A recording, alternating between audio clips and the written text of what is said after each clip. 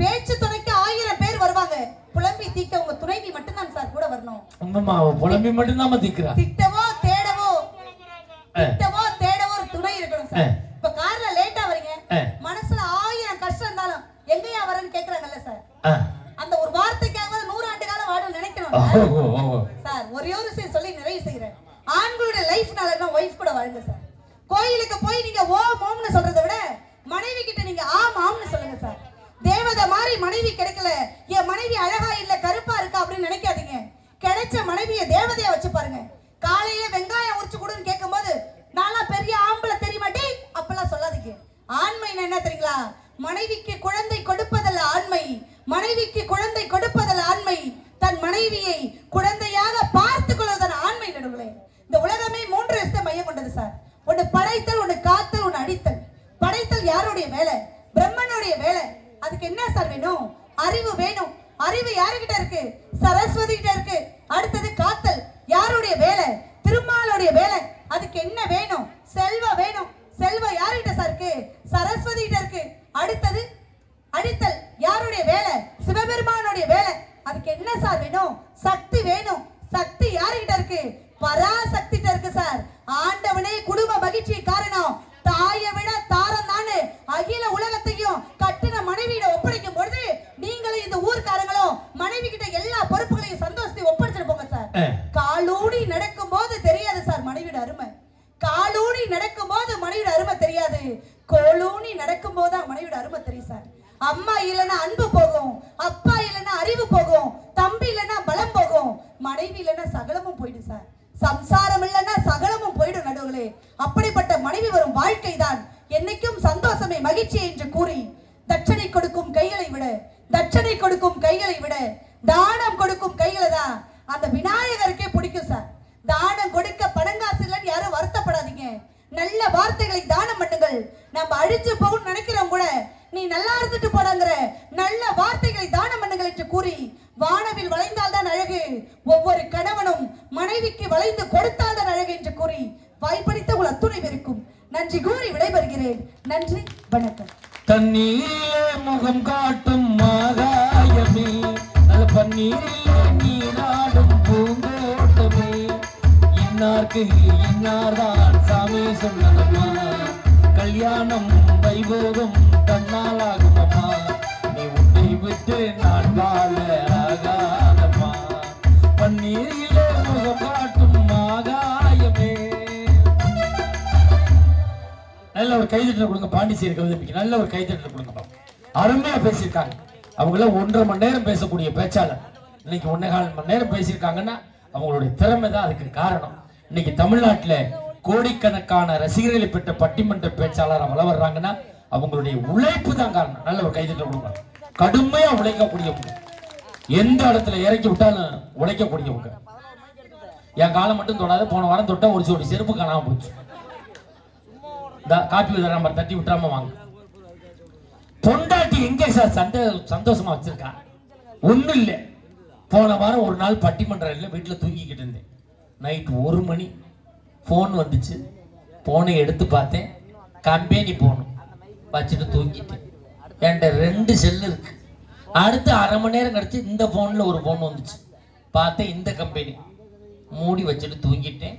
இவ முழிச்சுட்டான் 1:30 மணிக்கு. யாரு போகணும்ல, கம்பெனி போகணும். நைட்டு 1:30 மணிக்கு கம்பெனியை திறந்து வச்சுக்கிட்டு ஒன்னே தொலாவிக்கிட்டு போன் அடிக்கிறாங்க. நான் இழிச்சாச்சிரிக்கு நம்ப திருப்பி அடி கம்பெனிக்கு போனேன். எனக்கு கம்பெனி போன திருப்பி போயிருக்கு. போன் அடித்த உடனே அது சொல்லிச்சு, தொடர்புகளும் வாடிக்கையாளர் தொடர்பில்லைக்கு வெடிக்கணும் உள்ளார். நீ சொல்லியிருப்ப, அவள்கிட்ட சொல்லியிருப்ப, அவள் அடிப்பாய் எடுக்காதேன்னு சொல்லி வச்சிருக்கேன். என் அம்மா சந்தேகப்படுமா? என்ன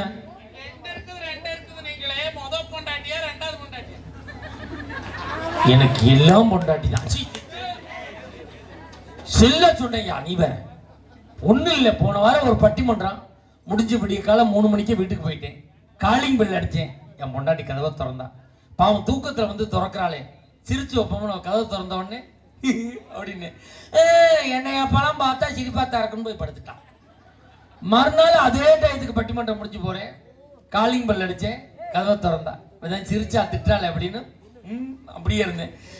என்னை பார்த்தா சிரிப்பியா, அந்த அவளை பார்த்தா சிரிப்பேன். அப்படியே காலம் 3 மணிக்கு கொஞ்சம் அவளை பார்த்து சிரிக்கிறதுக்கு பொண்டாட்டினாலே சந்தேகம் தானே அப்படி பேச வருகிறார் பெரும்புலவர் கோப்பா ரவிக்குமார் அவர்கள். உங்கள் கைதட்டல் நல்ல ஒரு கைதட்டல் கொடுக்கப்பா. இந்த சாவி யாருடைய சாவி கொத்து இங்கே இருக்கிறது? அந்த சாவி கொத்தில் எழுதப்பட்டிருக்க பெயர் நந்தி தார்பாய்கள், திருச்செங்கோடு அண்ட் சங்ககிரி. சாவி கொத்து நம்மள்ட்ட இருக்கு. வண்டிக்காரவங்க யமகா வண்டின்னு நினைக்கிறேன், யமகா கிரக்ஸ்ன்னு நினைக்கிறேன். வண்டி சாவி இங்க இருக்கு. வண்டிக்காரவங்க மஞ்சுநாதன்ட்ட வண்டியை கொடுத்துட்டு சாவியை வாங்கிட்டு போங்க.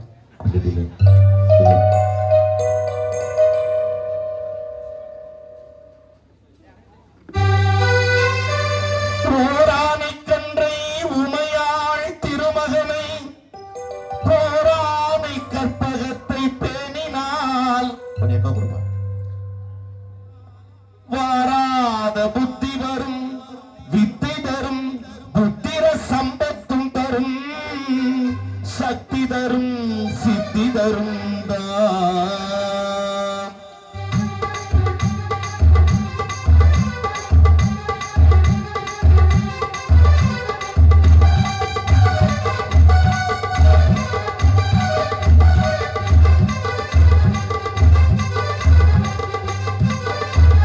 சுழி போட்டு செயல் எதுவும் தொடங்கி, பிள்ளையா சுழி போட்டு செயல் எதுவும் தொடங்கி, அதன் துணையாலே சுகம் கூடும் தொடர்ந்து, அதன் துணையாலே சுகம் கூடும் தொடர்ந்து, பிள்ளையா சுழி போட்டு செயல் எதுவும் தொடங்கி.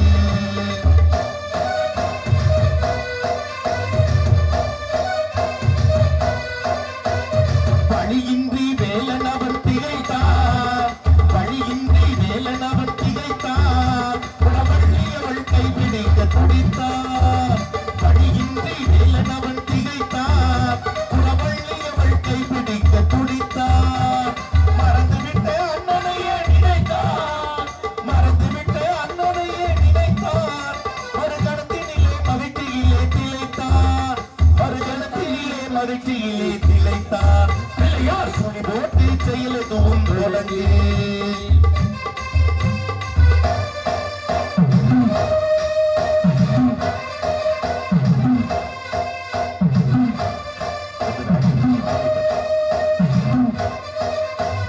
தும்பிக்கை நம்பிக்கை கொடுக்கும், தும்பிக்கை நம்பிக்கை கொடுக்கும், பருந்துயர் யாவும் முன் நின்று தடுக்கும். தும்பிக்கை நம்பிக்கை கொடுக்கும், பருந்துயர் யாவும் முன் நின்று தடுக்கும். அஞ்சேலன் ஒருபோதும் எடுக்கும், அஞ்சேலன் ஒருபோதும் எடுக்கும். அவன் அசைந்து வர அருமணிகள் ஒழிக்கும், அவன் அசைந்து வர அருமணிகள் ஒழிக்கும். பிள்ளையா சுழி போட்டு செயல் எதுவும் தொடங்கி.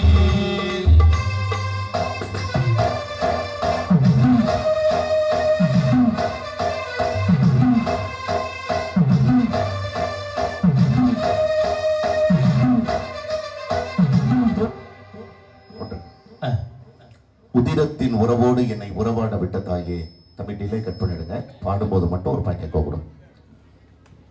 உதிரத்தின் உறவோடு என்னை உறவாட விட்ட தாயே, முதிராத மொழியாலே முத்தமிழை நான் பேச முன்னின்று காப்பாய் நீயே. நற்றாயே தமிழ்த்தாயே என் நாவில் வந்து நடம் புரிவாய் நீயே. எங்கேனும் பிழை இருந்தால் நீ பொறுப்பாய் இங்கு தாயே. தமிழுக்கும் தமிழர்களுக்கும் என் சிறந்த ஆழ்ந்த வணக்கங்களை உங்கள் பாதங்களில் பதிவு செய்து நல்ல ஒரு கைதட்டல் கொடுக்கலாம். நம்ம பாளையத்துல அழகு பாளையம், அற்புத பாளையம், சிறந்த பாளையம், சிங்கார பாளையம் என்று தமிழகத்தில் எத்தனையோ பாளையங்களில் பேச இருந்தாலும் தேடி வருகிற கலைஞர்களுக்கு மதிப்பும் மரியாதையும் நாடி தருகிற ஒரே பாளையம் நம் கொங்கர் பாளையம் தான் என்பதை நிரூபித்துக் கொண்டிருக்கிற அத்தனை பேரின் திருவடிகளுக்கும் நன்றி மலர்களை காணிக்கையாக்கி நடுவர் அவர்களே, ஒரு 1.25 மணி நேரம் என் தங்கச்சி பேசினாங்க. ஆமா தம்பி, அது ஒரு 1.25 மணி நேரம் என் தங்கச்சி பேசினாங்க. ஆமா, உங்க பெருமைய ஒரு வார்த்தை சொன்னாங்க. இல்லையே, தேவகோட்டை மகாராஜன்னா யாரு? யார்? ஊருக்குள்ள அவருக்கு என்ன பேர்? ஒரு வார்த்தை சொல்லணும்.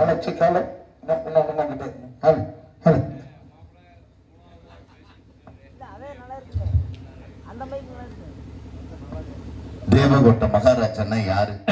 ஊருக்குள்ள அவருக்கு என்ன பேர் சொல்லணும்ல? இல்லையே. சொன்னாங்களா? இல்லையப்பா. சொன்னாங்களா? இல்லையே. தேவகோட்டை மகாராஜன்னா யாரு? ஊருக்குள்ள அவருக்கு என்ன பேரு? தேவகோட்டை மகாராஜன்னா யாரு? இப்படி கத்திட்டாங்கன்னா மறுபடியும் டீ குடுக்கணும்னு அர்த்தம். இப்படி பதறுவாங்க. நடுவர் எனக்கு இல்ல, வெஞ்சலுக்கு. நான் கேக்குறேன், உங்க பெருமைய ஒரு வார்த்தையா சொன்னாங்களா? இல்லையே. ஆனா இப்ப பாருங்க, மகாராஜன் சார் வராருங்கிறத தெரிஞ்ச உடனே அத்தனை பேரும் 1 மணி நேரத்துக்கு முன்னாடி கூடி நமக்காக காத்திருக்காங்கன்னா ஒரு கைதட்டல் கொடுங்க. ஒரு நல்ல தமிழுக்காக, நல்ல நகைச்சுவைக்காக கூடி இருக்கிற கூட்டம் நம் கொங்கர்பாளையத்து கூட்டம் அப்படின்னு சொன்னா அதுதான் பெருமை.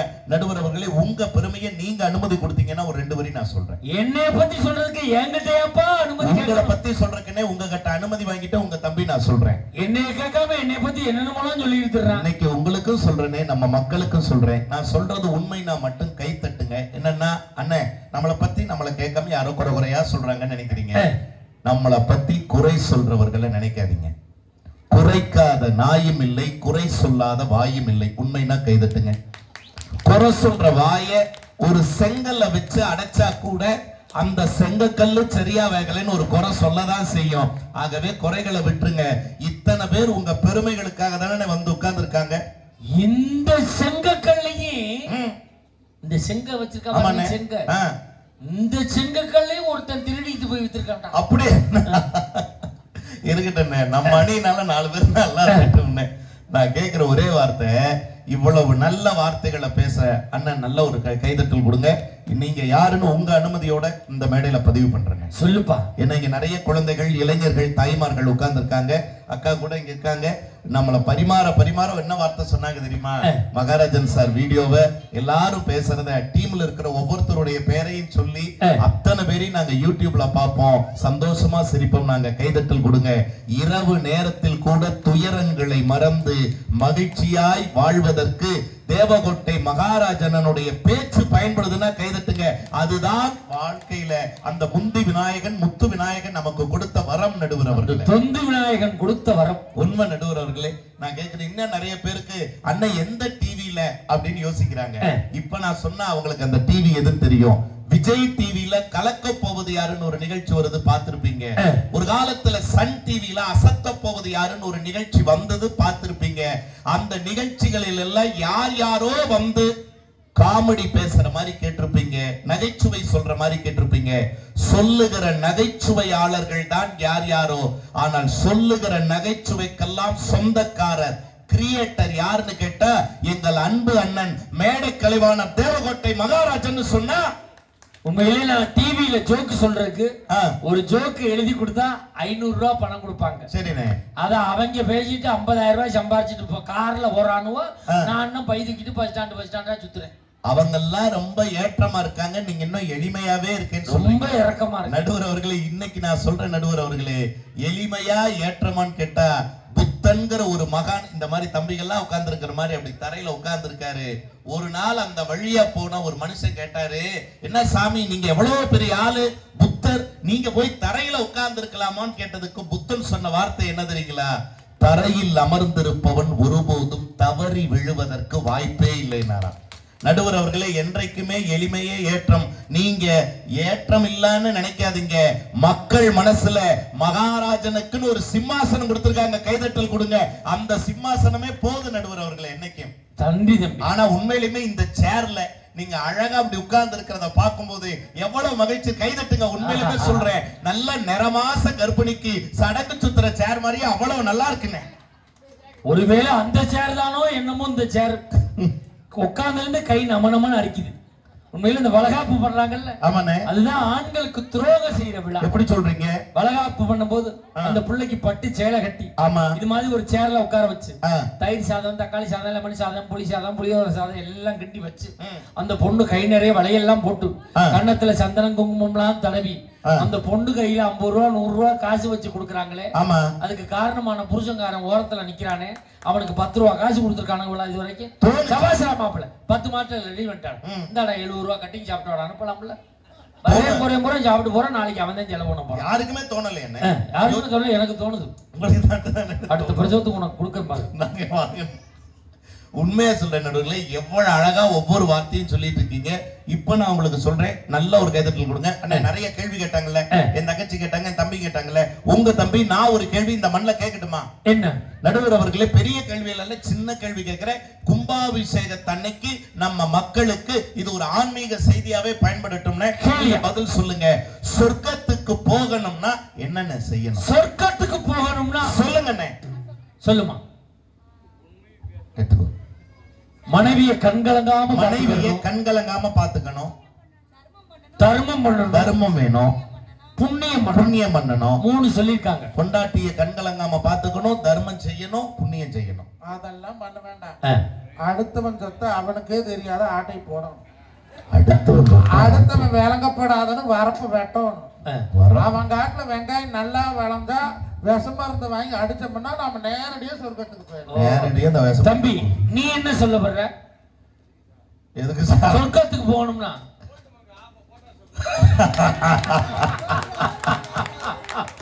ஏன்னா எல்லாரும் ஒரு ஐடியால இருந்தா அவர் ஒரு ஐடியால இருக்காரு.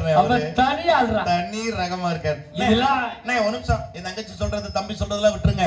நீங்க சொல்லுங்க, கொங்கர்பாளைய மக்களுக்கும் மண்ணுக்கும் சொல்லுங்க நடுவர் அவர்களே, சொர்க்கத்துக்கு போகணும்னா என்னென்ன செய்யணும்? ஒண்ணு செஞ்சா சொர்க்கத்துக்கு போகணும். அவங்க சொன்ன 3 இவங்க சொன்ன 3 எல்லாம் வேண்டாமா?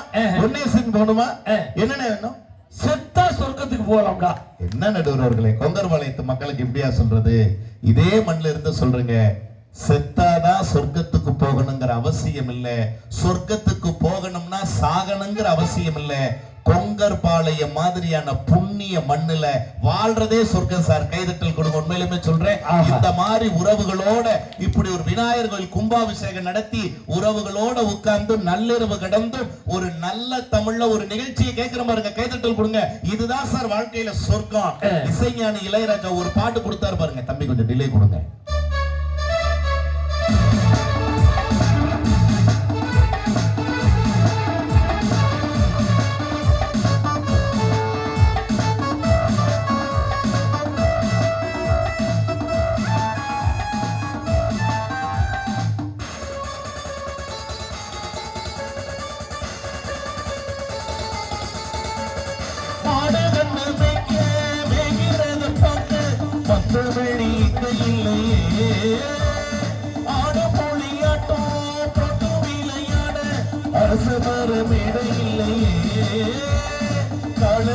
பூட்டி கட்டு வண்டி ஓட்டி காணப்பட வழி இல்லையே, ஓடி வந்து குதிச்சு முங்கி முங்கி குளிச்சு ஆடு ஒரு ஓடு இல்லையே.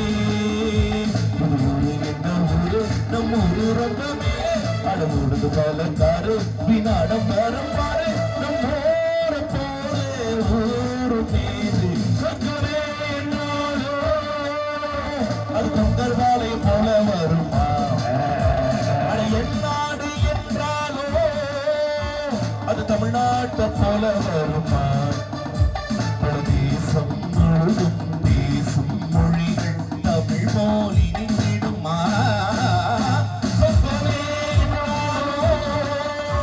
அது நம்மூரை போல வருமா? அட என்னாடு என்றாலோ அது தமிழ்நாட்டு கீழாகுமா? பாட்டு நல்லா ஒரு கைதட்டல் கொடுங்க. நல்லா இருக்கா இல்லையா? நான் கேட்கிறேன். தாயா தாரமா கட் பண்ணிருங்கய்யா. பேசி முடிச்சோன்னு கட் பண்ண. தயவு செய்து கொஞ்சம் ஒரு 20 நிமிஷம் அப்படியே நான் பார்த்துட்டே பாடும்போது மட்டும் லைட்டாவே ரொம்ப வேண்டாம். உண்மையிலுமே என்ன தாயா தாரமா மனைவியால மகிழ்ச்சியா தாயால மகிழ்ச்சியா?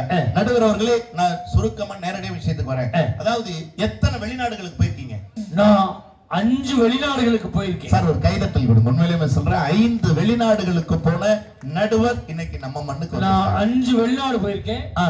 என் டீமை சேர்ந்த மேடம் ராணிகுமாரும் கீபோர்டு இசை கலைஞர் உமாநாத்தும் 8 வெளிநாடு போயிருக்காங்க. என்ன நடுவரே 5 வெளிநாடுகள் தான் போயிருக்காரு. அணியில பேசுற அம்மாவும் இசைக்குழுவை சார்ந்த அண்ணனும் 8 வெளிநாடுகள்னா எப்படின்னு இது சாத்தியம்? என்னை விட 3 நாள் எக்ஸ்ட்ரா. எப்படி கூடுதலா உங்களை விட 3 நாள் எப்படி எக்ஸ்ட்ராவா போனாங்க? நம்மளோட இருக்கவங்க நல்லா இருக்கட்டும்னு நினைப்பேன் சார். கைதட்டல் கொடுங்க சார். இந்த மாதிரி ஒரு மனிதர் அந்த 21ஆம் நூற்றாண்டுல எவ்வளவு ஒரு அதிசயம்.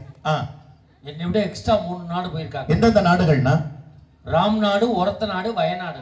இந்த 3 நாடு இங்கதானே இருக்கு. அந்த பூகம்பம் வந்தப்போ போயிருந்தாங்க, வயநாட்டுல போய் சேர்ந்துருப்பாங்க. நான் கேக்குறேனே 5 நாடுகள் இப்ப சமீபத்துல போன வருஷம் நடந்த உண்மையை சொல்றேங்க.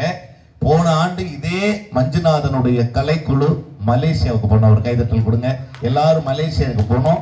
அங்க பாத்தீங்கன்னா சிறப்பா நிகழ்ச்சியை முடிச்சு இந்த மாதிரி ஒரு பெரிய நட்சத்திர விடுதிங்க, ஸ்டார் ஹோட்டல்ல இந்த மாதிரி மேடை மாதிரியான ஒரு சாப்பாட்டு மேஜைங்க, டைனிங் டேபிள் போட்டு இங்க எல்லாம் ரொம்ப அழகா அன்பா பரிமாறினாங்க நம்ம ஊர்ல. அதே மாதிரி அங்க பரிமாறவெல்லாம் இல்லைங்க, சாப்பாடெல்லாம் செஞ்சு வச்சிருந்தாங்க. இது சீன உணவு, இது தமிழ்நாட்டு உணவு, இது வடநாட்டு உணவுன்னு வகை வகையா பிரிச்சு வச்சிருந்தாங்க. மகாராஜன் சார் உங்களுக்கு என்ன உணவு வேணும்னு கேட்டப்ப அண்ணன் சொன்ன வார்த்தை என்ன தெரியுங்களா? எனக்கு பழைய கஞ்சி இருந்தா கொடுங்கன்னு கேட்டார். சார் கைதட்டுங்க. எந்த நிலைக்கு போனாலும், தான் எந்த இடத்துல தொடங்கினாலும், தான் வாழ்ந்த வாழ்க்கையை மறக்காத நடுவருக்கு ஒரு கைதட்டல் கொடுங்க. நீராகாரம் இருந்தா கொடுங்க. ஆமா, சிலர் எல்லாம் ஆஃப் ஆயில ஸ்பூன்ல சாப்பிடலாம்னு பிளான் பண்றாங்க. ஆஃப் ஆயில ஸ்பூன்ல சாப்பிடலாம்னு. ஆனா கேக்குறேங்க, எத்தனை வெளிநாடுகளுக்கு வேணாலும் நீங்களும் போங்க, எத்தனை பெரிய பெரிய நட்சத்திர ஸ்டார் ஹோட்டல்ல கூட சாப்பிடுங்க. ஆனா ஒரு உணவினுடைய சுவை வாழ்நாள்ல எந்த நட்சத்திர விடுதியிலும் கிடைக்காத நடுவர் அவர்கள். எந்த உணவு தெரியுங்களா? பெத்த தாய் கையால ஒரு பழைய சோறு ஒரு வாய் வாங்கி சாப்பிடுற பாருங்க, கை தட்டுங்க. அது 1000 நட்சத்திர விடுதியில போய் சாப்பிட்டாலும் கிடைக்காத நடுவர் அவர்கள். யோசிச்சு பாருங்க. அப்படியே நிலவை காட்டிட்டு அப்படியே அந்த வட்டல்ல சோத்த போட்டுட்டு 3 குழந்தையா இருந்தாலும் 4 குழந்தையா இருந்தாலும் புருஷனையும் ஒரு குழந்தையாக்கி அந்த தாய், உண்மையிலுமே சொல்ற நடுவர் அவர்களே, எல்லாருக்கும் பகுத்துண்டு சாப்பிட்டுட்டு மிச்சம் வைக்காம சாப்பிட சொல்லி கொடுத்ததும் நம்ம அம்மா தாங்க. நாம மிச்சம் வச்சதை மட்டுமே சாப்பிட்டு வாழ்றவளும் நம்ம அம்மா தாங்க. கைதட்டுங்க. அந்த தாய் இல்லாம என்னென்ன மகிழ்ச்சி நான் கேட்கிறேன். அதனாலதான் பாண்டவர் பூமிங்கிற ஒரு படம் நடுவர் அவர்களே அழகா ஒரு பாட்டு கொடுத்தா பாருங்க. இதை விடவா ஒரு உணவு, இதை விடவா ஒரு சுவைன்னு பாட்டு எப்ப கொடுங்க.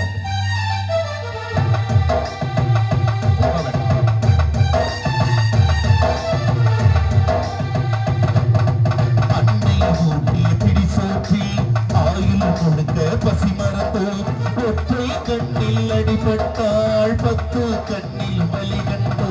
பள்ளிக்கூடம் தந்ததில்லை பாசம் என்னும் நூலொன்றை, வேதங்கள் 4ம் சொன்னதில்லை எங்கள் கதை போல் வேறொன்றை. கண்கள் அழுதிட பழகவில்லை, கருப்பா சிவப்பா தெரியவில்லை, கவலைகள் இதுவரை முளைத்ததில்லை, காரணம் எதுவென தெரியவில்லை. வைப்பதற்கு தேவை என எதுவும் இல்லை, இறைவனுக்கும் எங்களுக்கும் இடைவெளிகள் இருந்ததில்லை. நிலவுகள் கூடி பூமியில் வாழ்ந்ததை அது ஒரு பொற்காலம். அவரவர் வாழ்க்கையில் 1000 மாற்றங்கள், இதில் நினைத்திட நினைத்திட திரும்பிடும் ஏக்கங்கள். அது ஒரு அழகிய நிலாக்காலம், கனவினில் அடிக்கடி உலா போகும். அது ஒரு அழகிய நிலாக்காலம், கனவினில் அடிக்கடி உலா போகும். நிலவுகள் கூடி பூமியில் வாழ்ந்ததை அது ஒரு பொற்காலம். அவரவர் வாழ்க்கையில் 1000 மாற்றங்கள், நீங்கள் நினைத்திட திரும்பிடும் ஏக்கங்கள். நல்ல ஒரு கைதட்டல் கொடுங்க பாப்பா. அருமையான பாடல். உண்மையிலுமே இசைக்கலைஞர்களுக்கு ஒரு கைதட்டல் கொடுங்க. என்ன அழகா அந்த பாட்டை பாண்டவர் பூமியில ஸ்நேகனுடைய வரிகளை ரொம்ப அழகா அப்படி தத்ரூபமா கொடுத்தாங்க. நடுவர் அவர்களே, நான் கேட்கிறேன், என்னைக்காவது வீட்டுல ஒரு நல்லதோ ஒரு கெட்டதோ எது நடந்தாலும் மனைவியை புகழ்ந்தா கூட நம்ம கூட சண்டை போடாம இருந்திருக்காங்க. கண்டிப்பா சண்டை போடாம நான் கேட்கிறேனே, நீங்க உங்க இப்ப எதுக்கு நான் கேட்கிறேன், புருஷன் பொண்டாட்டினா சண்டை வருமா வராதா? கண்டிப்பா வரும். எதுக்குன்னா யாரோ ஒருத்தர் வீட்டை நம்ம எடுத்துக்கிட்டு உங்க வீட்டை எடுத்துங்க, நீங்க தானே நடுவர். கைதட்டுங்க சார். நான் கேட்கிறேன், நம்ம நடுவர் வீட்டுல கைதட்டுங்க, அப்பதாங்க சண்டை வரும். நான் கேட்கிறேன், உங்களுக்கும் அன்னைக்கு இடையில சண்டை வரும்போது உண்மையா சொல்றேன் நடுவர் அவர்களே, நான் இப்ப கேட்கிறேன், வருமா வராதா? வருமா வராதா? நடுவர் அவர்களே கைதட்டுங்க, நல்ல மக்களை கைதட்டுங்க. நான் கேட்கிறேன், சண்டை வரணுங்க. வாய கழுவுங்கடா. நாங்க வராம தான் விட்டுருவோம். புண்ணியம் செஞ்சா போதும்டா. நான் கேக்குறேன், மனைவி கையாலையும் சாப்பிட்டுருக்கீங்க, எங்க அண்ணி கையால, அம்மா கையாலையும் சாப்பிட்டுருக்கீங்க. 2 பேருடைய உணவுக்கும் என்ன வித்தியாசம்? ஒரே வித்தியாசம் தான். இப்ப சொல்லுங்க, நம்ம கொங்கர்பாளையத்துல மூக்கு பிடிக்க சாப்பிட்டோம்னா அம்மா சமையல் சரி, மூக்க புடிச்சுக்கிட்டே சாப்பிட்டோம்னா அதான்டா பொண்டாட்டி சமையல். நடுவர் அவர்களே, வேற என்னென்ன வித்தியாசம்? இன்னொரு வித்தியாசம் என்ன என்னடா வித்தியாசம்? நரைச்ச முடி கிடந்தா அம்மா சமையல், சரி. கருப்பு முடி கிடந்தா பொண்டாட்டி சமையல். செம்பட்ட முடினா ஓன் சமையல். நடுவர் அவர் சமைக்கவே இல்ல, அரிசி பொங்கவே இல்ல. நடுவர் அவர்களே, தக்காளி சாப்பாட்டை கூட பிரியாணி மாதிரி சுவையா பண்ணா அதுதாங்க தாய், கைதட்டல் கொடுங்க. ஆனா சுவையான பிரியாணியை கூட கேவலமா தக்காளி சாரை விட கேவலமா பண்ணா அதுதாங்க மனைவி. மனைவி சமையலுக்கும் பொண்டாட்டி சமையலுக்கும் என்ன வித்தியாசம் தெரியுமா நடுவர் அவர்களே? பசிக்கும் போது சோறு போடுபவள் மனைவி. நான் இல்லைன்னு சொல்லல, பசிக்கும் போது சோறு போடுபவள் மனைவி, பசிக்க விடாமல் சோறு போடுபவள் தான் அம்மா. பசிக்க விடாமல். இங்க நிறைய இளைஞர்கள் உட்கார்ந்து இருக்காங்க, இவங்களுக்காகவே நான் சொல்றேன் நடுவர் அவர்களே. ஒரு பையன் ஒரு 20-22 வயசு வரைக்கும் வீட்டுல இருப்பான். ஆனா அந்த அப்பா ஒரு கட்டத்துக்கு மேல என்ன வீட்டுல இருக்காரு தவிர எங்க வேலைக்கு போற ஐடியா இல்லையா அப்படின்னு லேசா அப்படின்பாரு. ஆனா பெத்த தாய் ஒரு வார்த்தை சொல்ல மாட்டா, அப்பா அப்படிதான் சாமி, நீ பாட்டுக்கு உன் வேலையை பாரு, என்னைக்காவது ஒரு நாள் உன் லட்சியத்துல நீ ஜெயிப்பேங்கிற ஊக்கத்தை கொடுக்கிற ஒரே ஜீவன் நம்ம வீட்டுல இருக்கிற அம்மா. நடுவர் அவர்களே, இன்னும் சொல்ல போன பையனை இன்டர்வியூக்கு போயிட்டான், நேர்காணலுக்கு போயிட்டு காலையில 7 மணிக்கு வீட்டை விட்டு கிளம்பினவையா, சாயந்தரம் 7 மணிக்கு வீட்டுக்கு வந்தான். தம்பி, அப்பா கேட்டார், என்னடா இந்த வேலையாவது கிடைக்குமான்னு கேட்டேன். அண்ணன் கேட்டான், என்ன தொட மாச சம்பளம் என்ன அப்படின்னாரு. தங்கச்சி கேட்டானே, முதல் மாச சம்பளத்துல எனக்கு ஒரு செட் சுடிதார் வாங்கி கொடுக்குறியான்னு கேட்டா.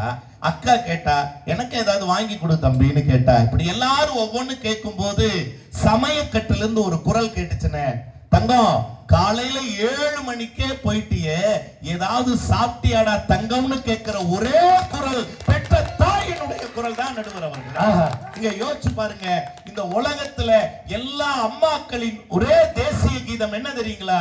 என் புள்ள பசிதாங்க மாட்டாங்கிறது மட்டும்தான் எல்லா பிள்ளைகளின் தேசிய கீதம்னா அந்த தாய் தருகிற உணவு இந்த உலகத்துல பெரிய விஷயம் நடுவர் அவர்களே. அதனாலதான் அழகா ஒரு பாட்டுல கொடுத்த நானாக நானில்லை தாய் ஒரு பாட்டு கொடுத்தா பாருங்க, என்ன அழகா.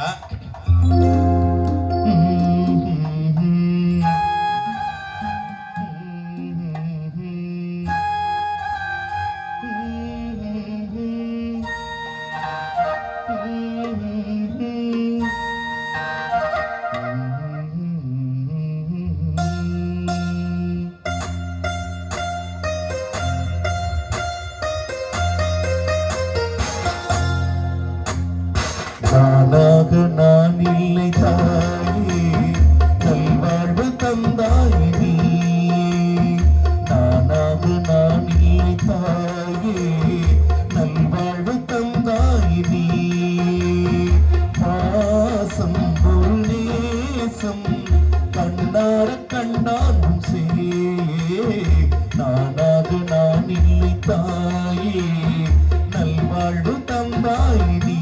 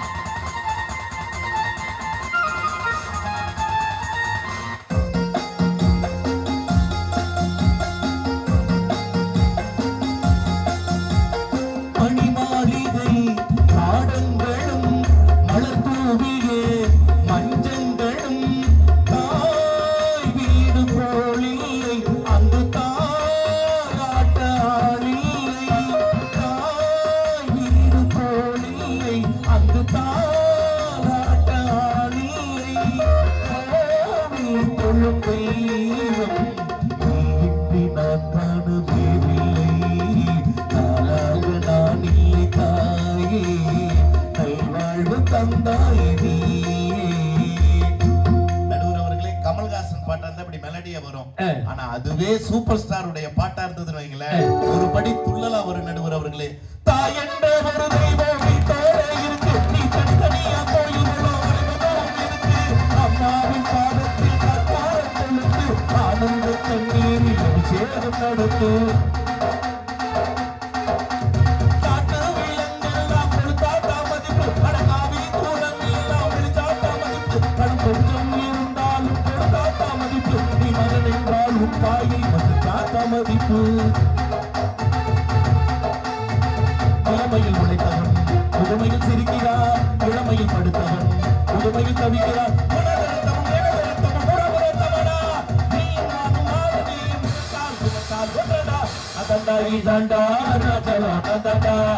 தமிழ்நாட்டுலதான் இவருக்கு சொந்தண்டா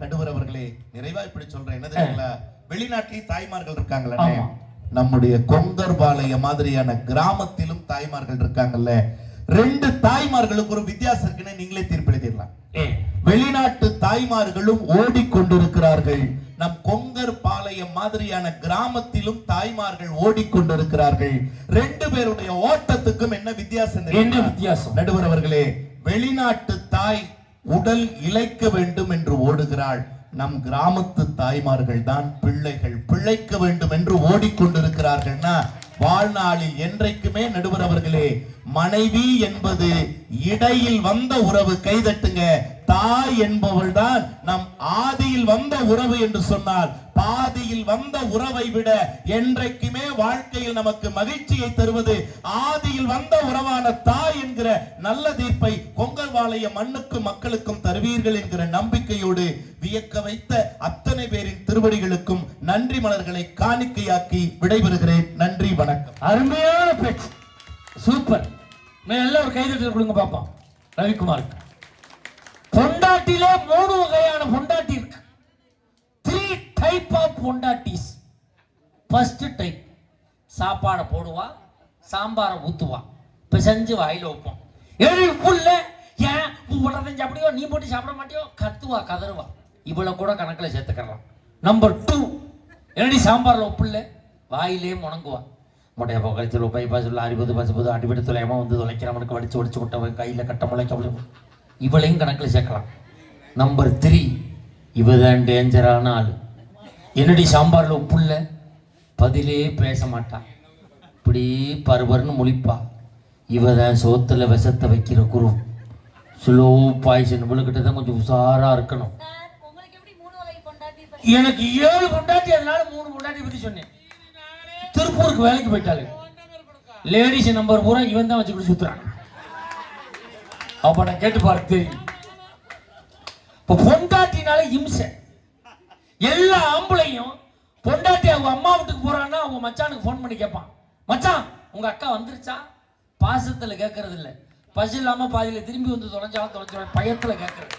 என் பொண்டாட்டி போன வாரம் ஊருக்கு போயிட்டா நம்மளுக்கு ஒரே ஜாலி.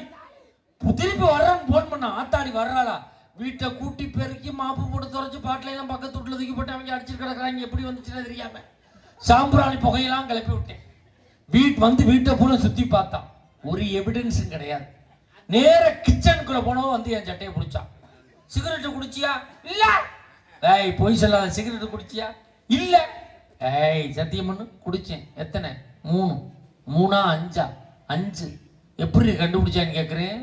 தீப்பெட்டியில் 60 குச்சி இருந்துச்சு, இப்போ 55 குச்சி தான் இறக்கி போட்டு வச்சுக்கிறாங்க.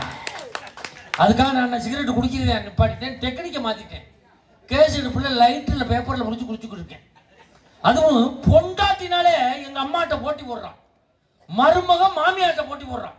எங்கள் அம்மா போன மாதம் ஒரு கல்யாணத்துக்கு போச்சு, போய் சொல்கிறான் அடுத்த கல்யாணத்துக்கு நான் தான் போவேன். போன வாரம் எங்கள் அம்மா ஒரு இளவு வீட்டுக்கு போச்சு, சாவு வீட்டுக்கு போய் சொல்கிறான் அடுத்த சாவுக்கு நான் தான் போவேன். எவன் சாவானே உட்காந்துருந்தேன். நேற்று அதே மாதிரி ஒருத்தன் செத்துட்டான். நான் சொன்னேன், உனக்கு தான் ஒப்பாரி வச்சு அழுவ தெரியாது, எப்படி அழுவாயின்னு.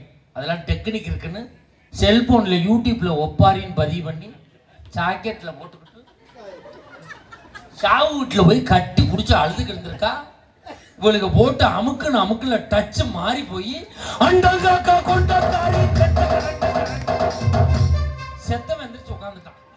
அடி சனியும் முடிச்சவள, உங்க இம்சை வாங்காம தாண்டி நான் போய் சேர்ந்தேன், இங்கே வந்து இம்சையை கொடுக்கல. இப்ப செல்லு ஏன் ஜாக்கெட்ல மாட்டிக்கிச்சடா.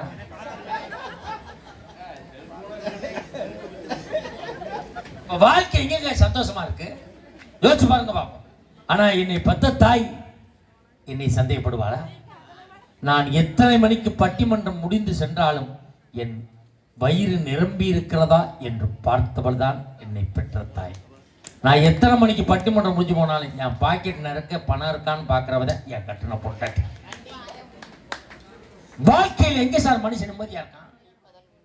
நம்ம ஒரு வார்த்தை பேசணும்னா அவர் ரிட்டர்ன்ல 4 வார்த்தை பேசுறான். ஏன்டி அறிவு இருக்கான்னு மட்டும் கேட்டு பாருங்க. உனக்கு அறிவு இருக்கா? உங்க அப்பனுக்கு அறிவு இருக்கா? உங்க ஆத்தாக்கு இருக்கா? உங்க சின்ன தாக்கு இருக்கா? உங்க ஐயாவுக்கு அறிவு இருக்கா? உன்னோட மட்டும் பேச போற மனுஷனுக்கு அறிவு இருக்கா? அவ்வளவு கேட்கறான். அவளோட வாழ்ந்த விட உன்னோட தானே கூட நாள் வாழ்ந்துக்கிட்டு இருக்கேன். எங்க சார் நிம்மதி இருக்கு? நான் கேட்கிறேன், 2 பேர் பேசுறா இல்ல, என்னைக்காவது உன் மாமனாரை பார்த்து மாமா சொல்லிருக்கியா? உன் மாமியா பார்த்து அத்தே சொல்லிருக்கியா?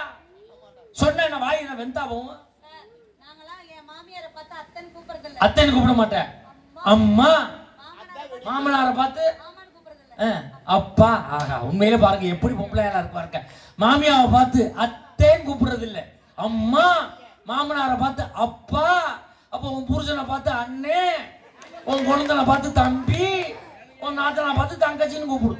அப்போ உங்க அப்பா அத்தாவை என்னன்னு கூப்பிடுவேன்? எவ்வளவு பெரிய வயிற்றுச்ச கொடுமையை சொல்றீங்க. என்னைக்கு நீ சோறே போட மாட்டேன் என்கிட்ட நீ கூப்பிடுறது உன் மாமியாவை. இப்பொழுது பட்டிமன்றத்தினுடைய நிறைவு பேச்சாளர் மாமியா இது பெரியம்மா ராணிக்குமார் அவர்கள் வருகிறார்.